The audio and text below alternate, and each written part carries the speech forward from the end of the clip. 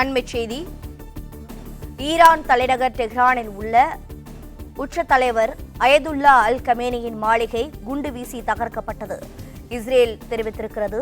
Israel விமானங்கள் டெஹ்ரானுக்குள் நுழைந்து அல் கமேனியின் மாளிகை மீது 7 குண்டுகளை வீசியதாகவும் தகவல் வெளியாகியிருக்கிறது. விவரங்களை செய்தியாளர் நிரஞ்சன் கூற கேட்கலாம். நிரஞ்சன், வணக்கம். இஸ்ரேல் என்ன தெரிவித்திருக்கிறது? தற்போது உச்ச தலைவர் அயதுல்லா கமேனியின் நிலை என்னவாக இருக்கிறது? விவரங்களை பதிவு செய்யுங்கள்.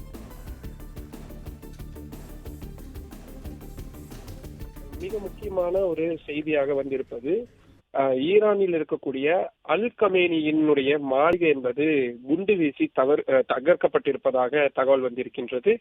ஈரான் தலைநகர் டெஹ்ரானில் உள்ள அந்த நாட்டின் உச்ச தலைவரான அயதுல்லா அல் கமேனியின் மாளிகை என்பது தற்பொழுது இஸ்ரேல் வீசி இருக்கக்கூடிய அந்த ஏவுகணை தாக்குதலில் முழுமையாக தகர்க்கப்பட்டிருக்கிறது என்று இஸ்ரேல் அதிகாரப்பூர்வமாகவே அறிவித்திருக்கிறது.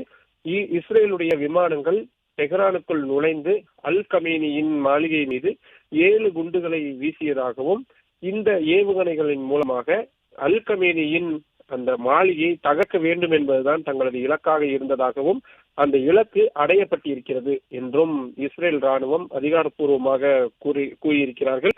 தாக்குதல் நடத்தப்பட்ட போதும் அது முழுமையாக தகர்ந்த போதும் அல் கமேனி அந்த இடத்தில் இல்லை என்றும் தகவல்கள் சொல்லப்பட்டிருக்கிறது. ஒரு வாரத்துக்கு முன்பாகவே அல் கமேனி டெஹ்ரானில் இருந்து வெளியேறி பாதுகாப்பான இடத்தில் தங்க வைக்கப்பட்டுள்ளார் என்று சொல்லப்பட்டிருக்கக்கூடிய சூழலில் அவரது மாளிகையை முழுமையாக குண்டு வீசி தற்பொழுது இஸ்ரேல் தாக்கி அழித்திருக்கிறது என்பதுதான் மிக முக்கியமான விஷயம். இன்னொரு பக்கம் ஈரானும் பதில் தாக்குதலை கடுமையான முறையில் கொடுத்து வருகிறார்கள்.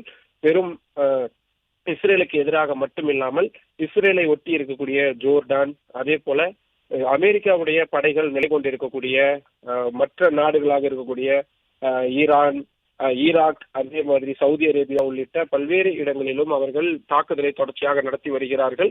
இந்த தாக்குதலின் அதிகபட்ச அல்டிமேட் கோல் என்பதே அயதுல்லா அல் கமேனியை கொல்ல வேண்டும் என்பதுதான்.